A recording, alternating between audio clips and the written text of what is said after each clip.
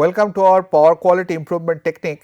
We will discuss this PWM converter for the voltage source inverter, PWM technique for it. This is our second lectures on it.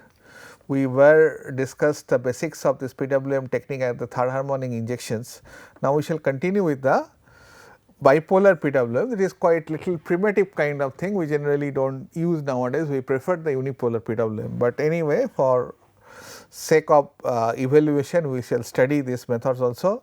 Here we have seen that this is the switch and it is a 4 switch has been employed, and for this reason it is a full bridge configuration. In previous configuration, the previous class was the half bridge configuration. So, ultimately you know that if modulating wave is more than the triangle, then upper switch TA and the TV will be on, and otherwise the reverse TV and minus TA will be on. So, in this case the output waveform of leg A is generated by the comparison with the V control and the V try leg B with the leg B is negative of leg A.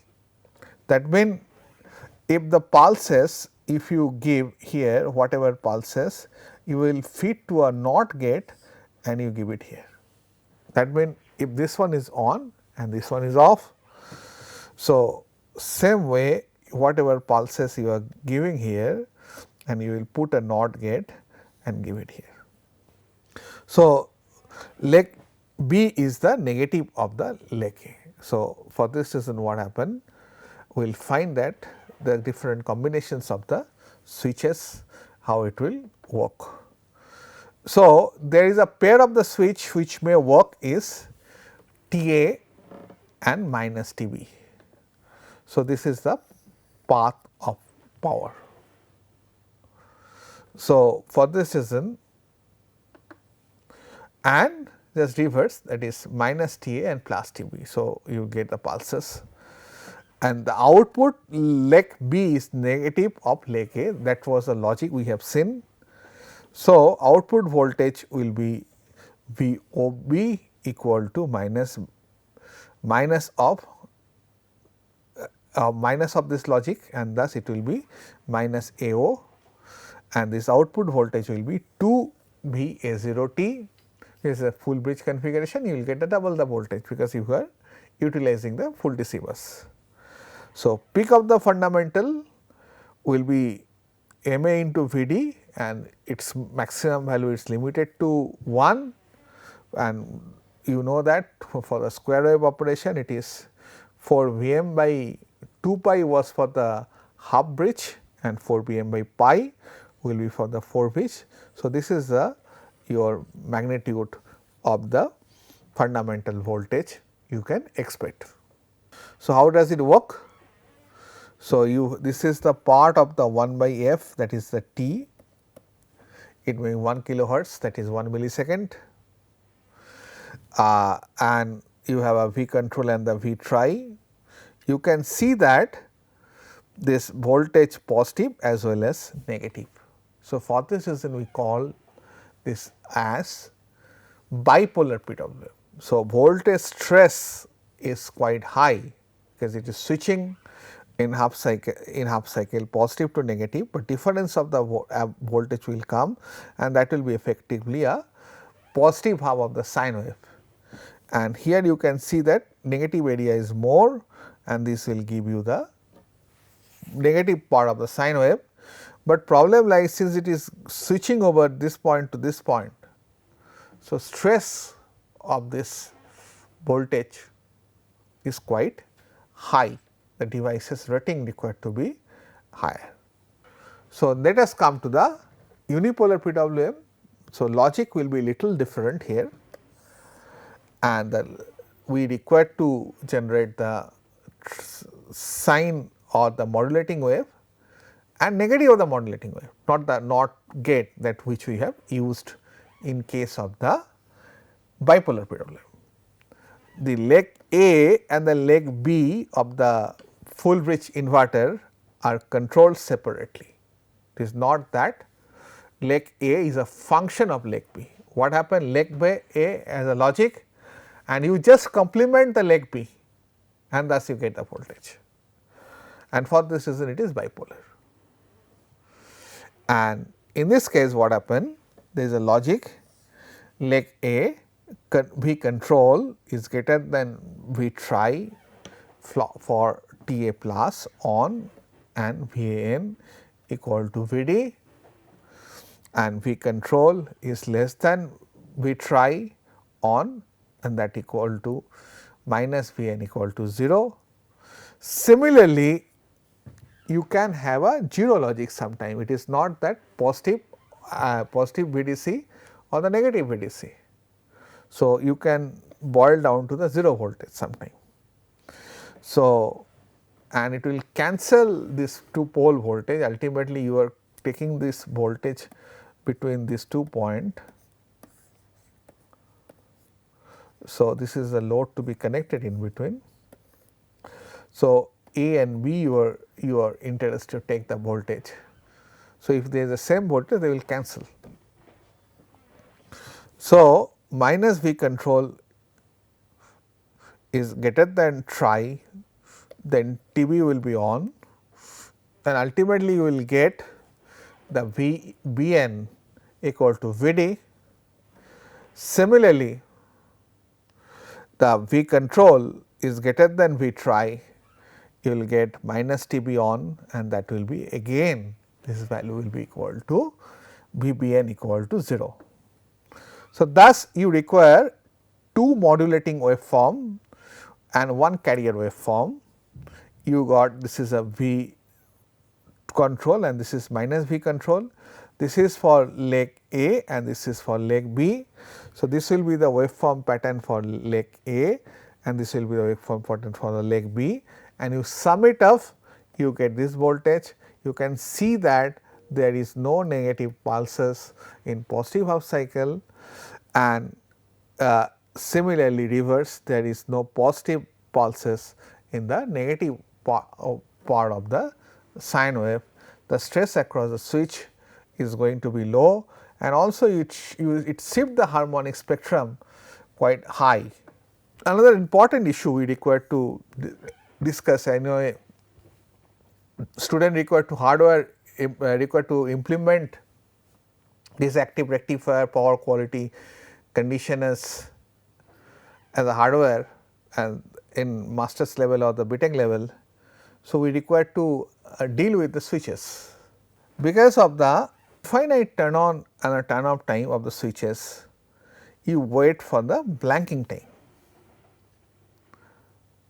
So, you require to wait, because unless if you go back, since there is a diode and current you cannot give a flow. So, if this is the current it is flowing, then ultimately if you turn on this and you cannot instantaneously change the direction of the current, then first it will go off, diode will take up, then you can switch off the directions of, then you can change the direction of the current.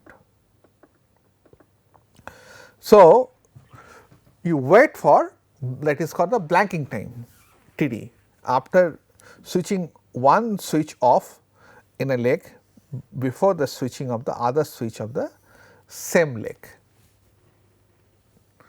The blanking time will increase or decrease the output slightly depending on the direction of the load.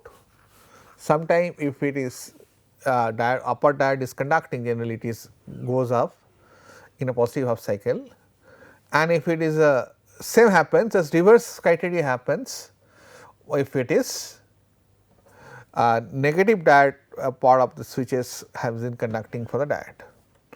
So, it may add up the load current or the subtracted load current depending on the which devices is conducting.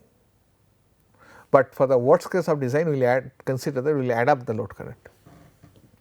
Also, additional high frequency appear in the output voltage waveform, that is quite important phenomena. So, you will have a high frequency part, it is coming due to the diode. and that is uncontrolled because you are not controlling it. Unless the current directions will change till the current through the diode decays, then only, otherwise it will wait. So, that is called the blanking time. So, you have to wait for that time. This is some example of this dead time effect, and you have to give a little time for the legs, so that you cannot, so that short does not occurs. You have studied effect of the source inductance in basic power electronics, where you have essentially overlap angle between the two thyristors, that is called mu, and in between there is no power being transferred because of the shorting of this one leg of the thyristors. But what happened, since current was low, the shorting was not a problem, but here if the short occurs, then your high current will flow and DC bus will sink. So, that is a great challenge itself. So, for this reason we generally do not allow this current to we provide a dead time, so that no current flows, the legs is not been shorted, except one topology or the topology derived on that directions, that is called jet source inverter. There we provide the shoot through by shorting the leg. So, this is the triangular wave and this is the modulating wave, and this is your ideal transition. Q1 was on and Q1 will go on conduction mode. So, this is the voltage across it. So, your voltage will drop to 0 ideally, and after that it is ideal transitions. It will take some time again to rebuild its voltage blocking capability, and this time is your TD. Similarly, let us assume that your lower devices named as Q4. So, it was conducting and it will get its forward blocking capability after the delay of the TD, and thus what happen, if you have the VAO and assuming that current is positive, it is in a positive cycles, if there is a lagging power factor, there is a challenge that will come little later. Voltage is positive, but since being a lagging power factor, current is still in negative half cycles. Assume that this is a case, so current is positive. Then what happen? There is no problem here. So, ultimately, since current was flowing through this and direction of the current was through this, so automatically when it is put off, this will be turned off. But if the directions, but once this lower devices comes into the pictures, then once it is regained, then there will be a challenge diode will come into the pictures, current D1 will current will flow through T1, and just reverse will happen if current is actually going out from this point, from the nodal point. So, it is minus A. So, you can see that if you turn it off this devices Q1, so initially it will not go through this path because it is sinking, ultimately current will try to flow through the diode first, thereafter it will go through the devices. And so, for this reason you will have a loss area will be this. So, depending on the lagging or leading power factor, so this is basically these devices, for these devices there will be a turn on loss if it is the lagging power factor. If it is a leading power factor, you will have a turn off loss. So, accordingly we require to design your dead time so that you can mitigate this loss. So, what happened actually? So, the current and the voltage feedback compensation we are talking about, we are not coming into the control system right now. Control system has to mitigate this problem now, and let us assume that voltage and current are being phase lag by phi. This is a voltage, and ultimately what happen if till this time when voltage is positive and current is negative, then once you turn off you will get a little more voltage and ultimately voltage will add up to the loss. Ultimately please understand it that this part it is regenerative part, voltage is positive, current is negative. So, thus what happen, it will continue till like that, and you also get a benefit from here, you will get a little higher voltage because of the regeneration, you have to feed it back. Basically you are feeding back here, and thus you will generate little more voltage, and after that it will be compensated. So, current and voltage feedback compensation generally used to minimize the waveform distortion. So, generally what happen, if voltage, most of the cases we have a inductive load and thus current is lagging. So, till the lagging portion you will get little more voltage, but fortunately the advantage is that it occurs at the very beginning of the zero crossing. So, stress across the machine is not high, and ultimately what happen if this comes due to this blanking, generally voltage will come down little bit, and that also good some way because stress across the switches get reduced. And here after the zero crossing again, since voltage become negative, current still positive, it will boost up the voltage again in regenerative region. Thereafter again it will be there. So, ultimately this extra energy has to be taken and compensated from this when there is a voltage and current are in a same wave cycle. So, now let us talk about very important aspect of this PWM technique, that is called the space vector modulation. This is quite important because most of the drives and as well as the D-STATCOM and your shunt active power filter all uses now space vector modulation because of the greater utilization of the DC bias voltage and more attuned to the SRF, because we have discussed already the SRF. So, SRF, that is the synchronous reference frame, it can directly fit to this SRF based grid connected inverter or converter as solar inverter or shunt active power filter or D-STATCOM or DVR. So, for this reason we require to discuss this space vector modulation technique in detail. So, the space vector modulation technique is an advance, of course, it is more computationally more complex and computationally intensive technique that offers, that is more important, why you will go for that performance, superior performance in variable speed drive as well as a shunt active power filter and DVR, UPQC both. This technique has the advantage of taking account of interaction among the phases when the load neutral is isolated from the central trap of the DC supply.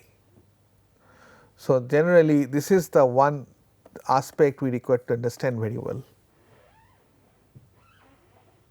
So, this technique has the advantage of taking account of the interactions among the phases, that is when load neutral is isolated, mostly it is a case we have studied, we have discussed just now, that is for the 3-way system, and if you have a third harmonic injection and you do not connect the star connected load midpoint to the midpoint of the capacitor, then it does not supply. Same way here, when the load neutral is isolated from the central of the DC supply, then there will be a balance of the voltages. Moreover, the space vector modulation technique can be used to minimize the harmonic, that is something we require to understand in detail to minimize the content of the 3-phase isolated neutral loads, that is for the 3-phase 3-wire system. Generally, we have discussed for the grid connected inverter also a voltage source converter, that is we have a 3-phase representations, space vector representations of the 3-phase quantities, that is Xa, Xb, Xc we have already discussed, with a space distortion of 120 degrees or the space distribution of the 120 degrees, pardon me, with X can be voltage, current or flux also in case of the machines, that is 2/3 X A plus A X B T plus A square X C T, where A equal to e to the power j 2 pi by 3, that is cos omega t plus j sin omega t, and A square is 240 degree, that is j 4 by 3 cos 4 pi by 3 plus sin 4 pi by 3. And as I have mentioned that it can be a voltage, it can be a current, it can be a flux or any sinusoidally varying quantity. So, thus overall representations in a space vector modulations will be 2/3 of x a by t plus x b by t plus x square by x c. Now, let us consider that 3-phase sinusoidal voltages. So, there you know that Vm sin omega t, Vm sin omega t minus 120 degree, Vm sin omega t plus 120 degree, and thus we require to have this kind of waveform required to be generated by the PWM technique. So, let us consider an instantaneous value over the sine wave for this all the 3 phases. For let us say that t equal to T1 and omega t equal to 3 pi by t, that means at 108 degree. So, somewhere here. So, Va will have the 0.95 Vm, Vb will be 0.08 Vm, and Vc is the most negative phase here, that will be 743 Vm. So, ultimately, so this is the line. So, summation is 0. We require to generate this voltage. How you can generate that voltage? By inverter. So, we can write like this, that is we know that it can be represented by the voltage, current, anything.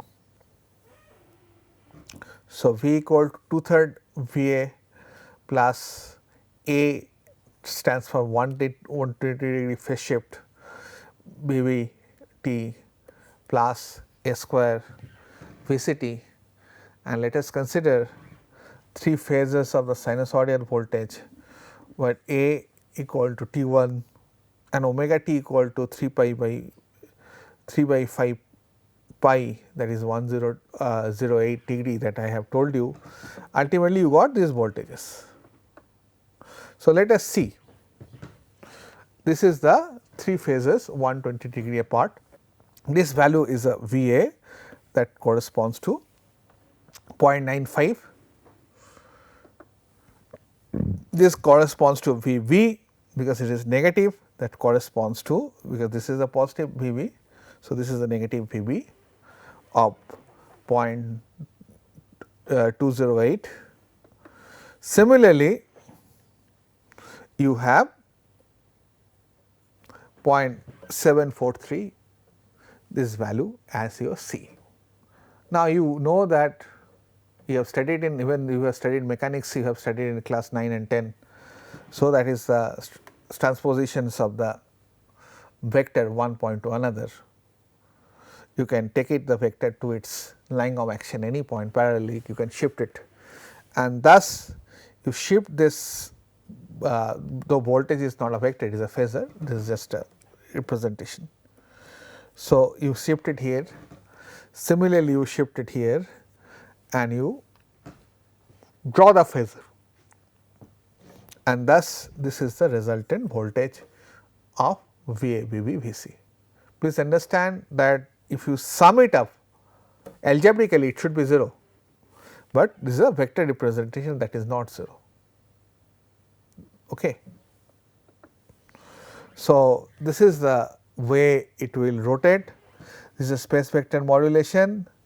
So, ultimately that this vector we will calculate, that is all.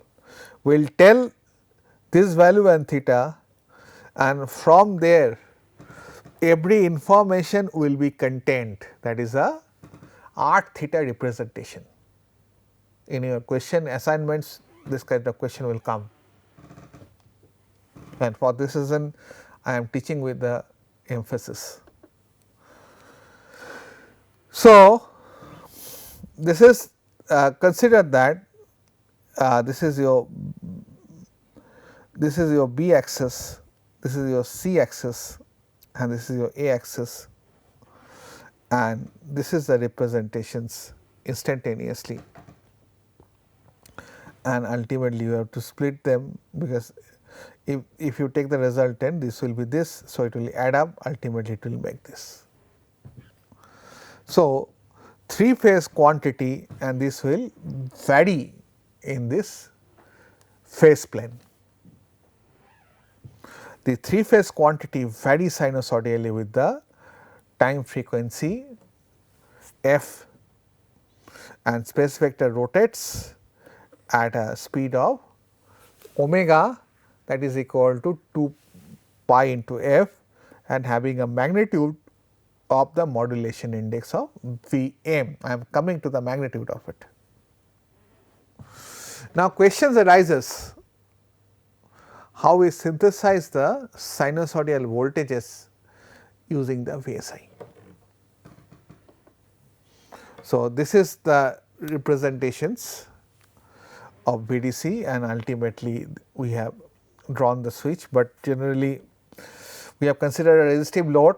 Otherwise, if it is an inductive load, we have not added the complexity that you require the anti-parallel diode, but most of the cases that will be the case. So, these are the 6 pulse converter, something like that. So, how do you work? So, you will have, I will generate the reference VABB VC, that is coming from the modulation technique, and that will be switching these 6 switches. So, let us see, we want VABB VC to follow that VS reference, VB reference and the VC reference, and for this reason how it will work. We know that this is angle. So, from there we can calculate the magnitude, that is 2/3 VA, VB and VC, multiplying with the A and A square, that is just 120 degree phase shift. So, similarly you have 3 neutral voltages. So, it is VAN once you switch on with respect to this, it is VAN plus VNN.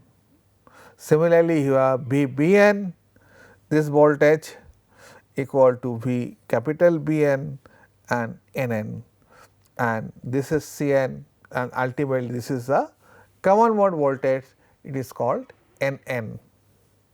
Thus, you can cancel once you add up. So, this is the representations of this voltage. Next presentation will come like this. So, ultimately this summation will give you 0. So, you are left with this part of it, that is the beauty of this space vector modulation, you do not bother about the common mode voltages that going to cancel immediately. So, that is 2/3 VAN VBN plus VCN multiplied by AN square. So, this term is 0. Now, you know that VAN has to be VDC for into SA, and VAN equal to VDC into SB, and VAN equal to VDC. Ultimately, you got these switches. This is SA can be, that is a leg at representation. It can be 1, then upper switch is on. It can be 0 if lower switch is on, and thus we can write in terms of the switching instead of the voltage. So, you can take this DC bus voltage outside. So, this modulate this magnitude of this voltage will be 2/3 VDC by 2/3 VDC SA SB into 120 degree phase shift and SC equal to 120 degree phase shift. So, this is the representations of the in terms of the switching. So, next, so this is the representations of the space vector modulation. Due to lack of time, I require to stop here right now. Thank you for your attention. I shall take these discussions from your next class from this. Thank you so much.